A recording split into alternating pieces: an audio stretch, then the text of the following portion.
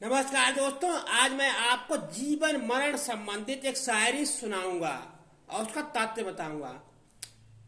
सैर करने हम चले, सैर करने हम चले, दिल में कुछ अरमान थे। सैर करने हम चले, दिल में कुछ अरमान थे। एक तरफ जंगल ही जंगल, एक तरफ शमशान थी। पैर हड्डी पे पड़ा, हड्डी के क्या बयान थे। पैर हड्डी पे पड़ा, हड्डी के क्या बयान थे। चलने वाले समर के चल, हम भी कभी इंसान थे, हम भी कभी इंसान थे। इस शायरी से यही तात्पर्य मिलता है कि आदमी का जीवन काल निश्चित नहीं है, उसकी मृत्यु कभी भी हो सकती है, वह कभी भी मर सकता है। तो आदमी को अपने जीवन में कभी भी किसी प्रकार का घमंड नहीं करना चाहिए।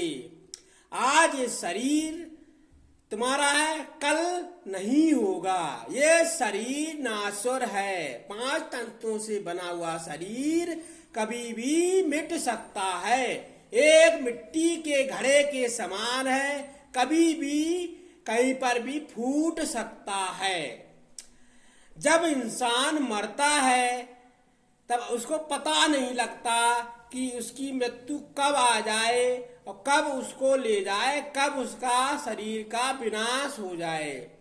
कभी मृत्यु बताकर नहीं आती। जिस प्रकार से शरीर में नींद कभी बता के नहीं आती, वह नींद आदमी को कभी भी आ जाती है। आदमी बैठा हुआ है, रास्ते में चलता हुआ है, उसको नींद आ जाती है, तो नींद कभी नहीं बताती कि मैं आ रही हूँ। ठीक उसी प्रकार से मृत्यु कभी भी इंसान को नहीं बताती कि मैं आ रही हूँ, वह कभी भी कहीं पर भी आ सकती है।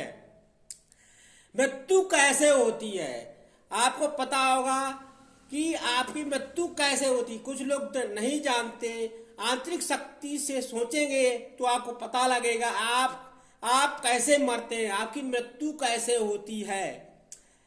जिस प्रकार से आपने देखा होगा कि प्रत्येक इंसान जब सो रहा हो और सोते समय जब आप गहरी नींद में सोते हैं तब आपको महसूस होता है कि आपको पता नहीं है कि आपको कब नींद आ गई और कब आप सो गए। आप जब बिस्तर पर लेटते हैं तो आपको पता नहीं लगता किस समय नींद आ गई। ठीक उसी प्रकार से मृत्यु का भी कोई टाइम नहीं होता कब आ जाए। तो जब आप सोते हैं तो आपको ड्रीम आता है, या ड्रीम मित्र आपको सपना आता है। ड्रीम्स इंग्लिश में कहते हैं ड्रीम्स। ड्रीम्स मतलब सपना। जब आपको सपना आता है तो आपको सोते समय ये लगता है कि मैं कहीं भ्रमण कर रहा हूं। तो वह भ्रमण करने के लिए जो आपकी आत्मा होती है वह भ्रमण करती है। आत्मा शरीर में 2 तरह की होती है, श्वास आत्मा और एक भ्रमण आत्मा। आदमी के शरीर के अंदर श्वास आत्मा हमेशा रहती है।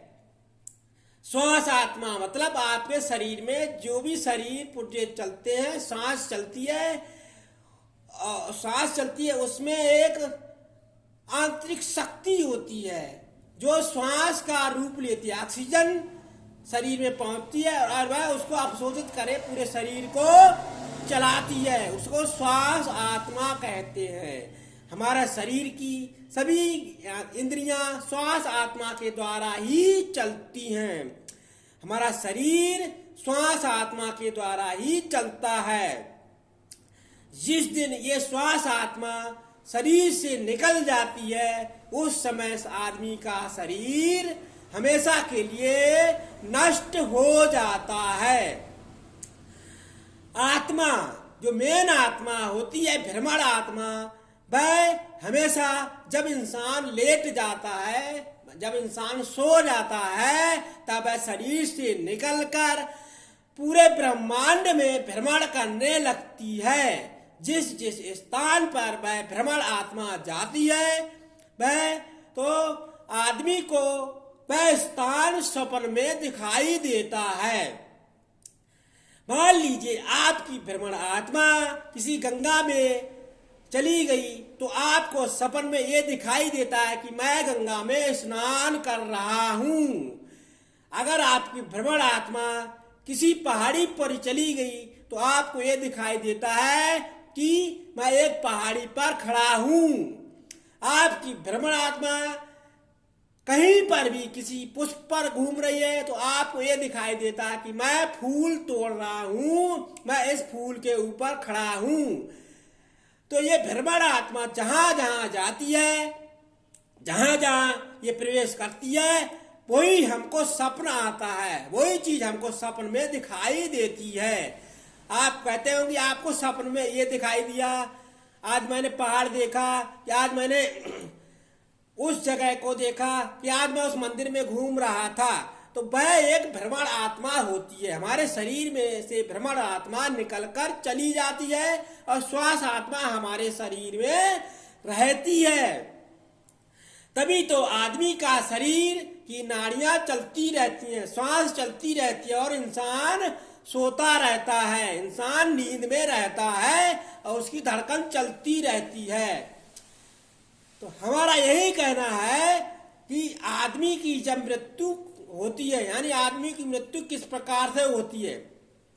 आदमी की मृत्यु होने का कारण यही है कि आपकी जो भ्रमण आत्मा है वह तो पहले ही निकल चुकी है, वह पूरे ब्रह्मांड में घूम रही है।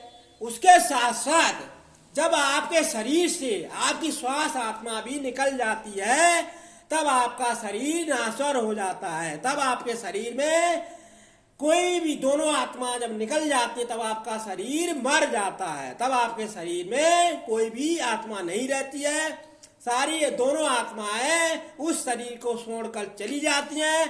तब आपका शरीर मर जाता है, तब आपका शरीर हमेशा के लिए सो जाता है, फिर वह कभी भी नहीं जगता है। तो आपकी मृत्यु इसी प्रकार से होती है। आपको मृत्यु से कभी भी नहीं डरना चाहिए। हमेशा आदमी के शरीर की इज्जत करनी चाहिए। लोग कहते हैं कि लाश है, ये मरा हुआ इंसान है। मरे हुए इंसान से कभी भी घृणा नहीं करना चाहिए। मरे हुए इंसान को हमेशा उसको सही ढंग से रखना चाहिए। कुछ लोग जब इंसान मर जाता है तो उसकी लाश को देखकर सिर पर कपड़े डाल देते हैं। ये नहीं करना चाहिए कि मृत्यु सबकी निश्चित है, मृत्यु सबको आना है, एक दिन सभी को लाश बनना है, एक दिन सभी को शमशान घाट जाना है, एक दिन सभी को सफेद कपड़े में लपेटकर शमशान घाट जाना ही होगा।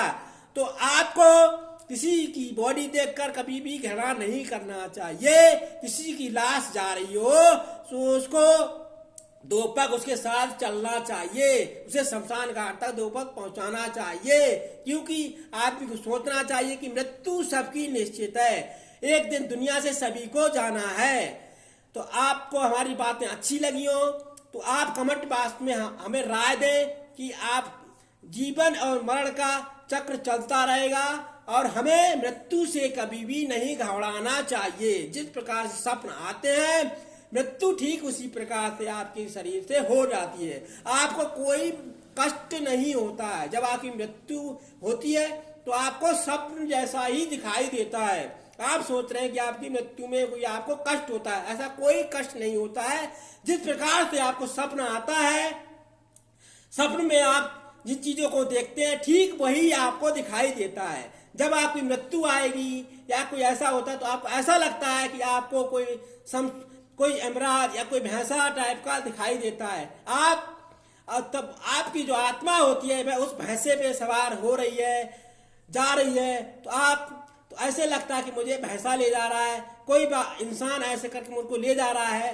तो वह आत्मा, आपकी जो श्वास आत्मा है उसको भी साथ में बुला लेती है और वह दोनों बहनें आपस में मिलकर उसके साथ चली जाती है। तब आपकी मृत्यु हो जाती है।